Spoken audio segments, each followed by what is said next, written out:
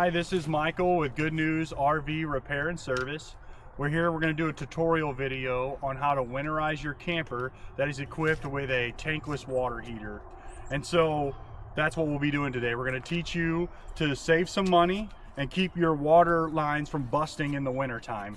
And so the first thing we want to do when we do a water winterization for the winter is we want to locate all the things that we're going to need on our camper in order to do a winterization on your camper.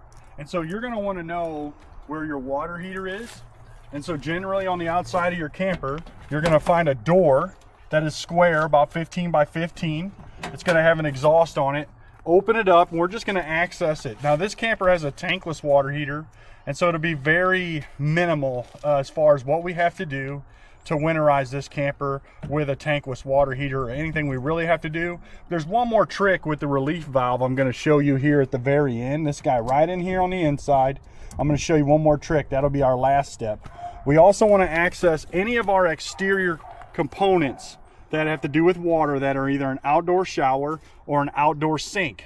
We need to access those. We need to winterize them. Some of you are going to have outdoor kitchens. Some of you are going to have outdoor showers. So we need to make sure we access that and make sure that we get pink coming out of those fittings. And we'll show you exactly what we're talking about in just a minute.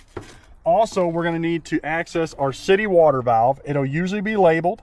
It'll usually be somewhere within the vicinity of your fresh fill. Sometimes it's not. Also, it will have a screen, a cone screen that you can remove with a pair of pliers, and there'll be a check valve behind there that we will need to winterize, and we will do that here in a little bit as well. Also, we'll be looking for our fresh tank drain. It's usually labeled on the outside. It's always behind your fresh fill. It'll be underneath the camper. This one is fitted with a pretty unique 1.5-inch fresh tank valve that you'll see right there. What you'll want to do is you're just going to want to open your fresh tank valve. Some of them have a valve like this one that you will actuate to drain the tank until all the water is gone, or you can leave it open for the winter. It's up to you. Or some of them will have a 1/2-inch fitting that looks similar to the low point fittings on this camper that will look a lot like that. Now these are your low point drains. That's going to be hot and cold side of the low point side of this camper. We will drain these here in a little bit in order to make sure that there's no water sitting in here, because antifreeze and water do not mix. And so we will want to open those to ensure that there's no water there as well. So that's an exterior fitting that you will need to be looking for. So we're going to go inside the camper and get set up and get ready to winterize.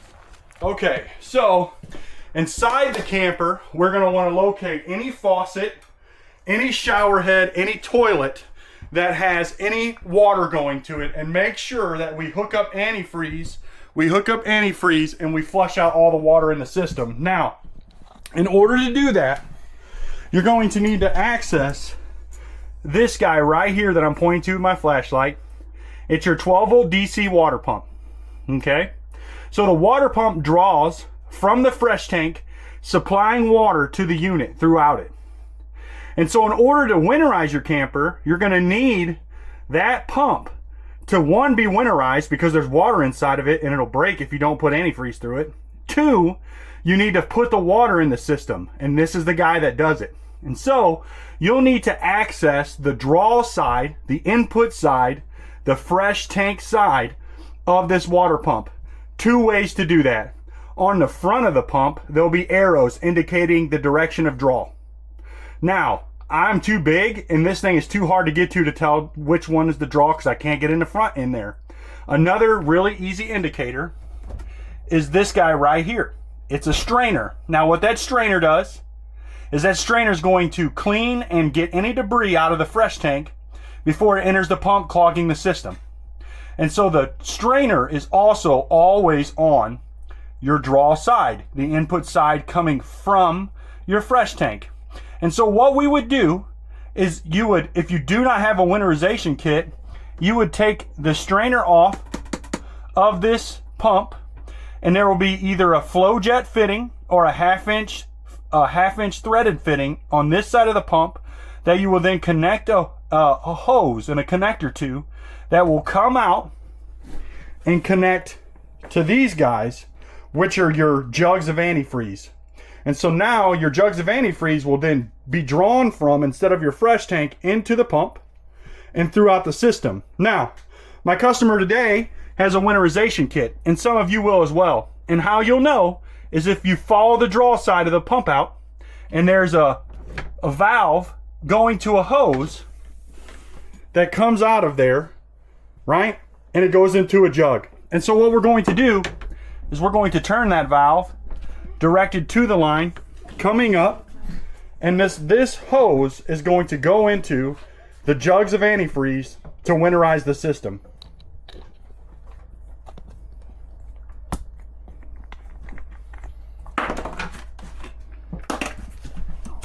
Okay, so like I said earlier, you got your line drawing from your jug now instead of from your fresh tank up to the water pump inside here. All right, and so we are set at this point in time to winterize this system. Like I said, there's no bypass on this water heater because it is tankless. So there's no bypass back here. There's no tank. We're going to run hot water through it. There is one other company out there that does not allow you to put antifreeze through it, and their name is Truma. You do have to bypass that water heater and flush it. There's a process for that, and if I find somebody with a water heater for that, I will gladly videotape it and show you guys what to do. Is we'll locate the water pump switch, which is over on the wall over here, and we're going to turn the water pump switch on, and that's going to activate the water pump. And so now we'll watch our jug of antifreeze. We're going to open up a faucet and activate the pump. Then we're going to close the faucet. We're going to let the pump build pressure. So it built pressure. We know it's holding pressure. And so we're going to go ahead and open up the cold side of the sink on this faucet. And we're going to run it until it's pink. And then we're going to go to the hot side of this faucet, and it'll go pink clear. And then we'll get pink out of there eventually. There we go, pink water out of there. And so now the kitchen faucet is complete and winterized. Once you've opened up both cold and hot side of that faucet and received pink fluid out of it, it has been winterized correctly. And so now what we'll do is we'll go in and we'll do the bathroom fittings. And so in the bathroom you're going to have a sink generally, so we'll go hot side here. And so we have clear water. Now we have pink water. We can shut that off. We can open the cold side up. We see clear. And now we have some red. Okay. And so then we'll do the toilet. I'm going to switch my jugs out.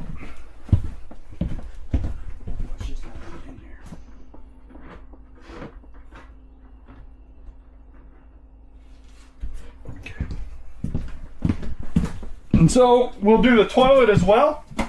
We're just going to open the pedal valve just like any other time you're using it until we see pink water coming out of the toilet. And so we have pink water coming out of the toilet. Now what you want to do is you also want to exercise this pedal a couple times. And the only reason why I say to do that is because on the back side of this toilet there's a valve that has little seals and stuff in there. And so we just want to work it through that valve really well. Okay? And so we'll come to the shower side. And we're going to go ahead and, instead of making a big mess of the shower, right? We're going to stick this hose into the sink where we've already made a mess.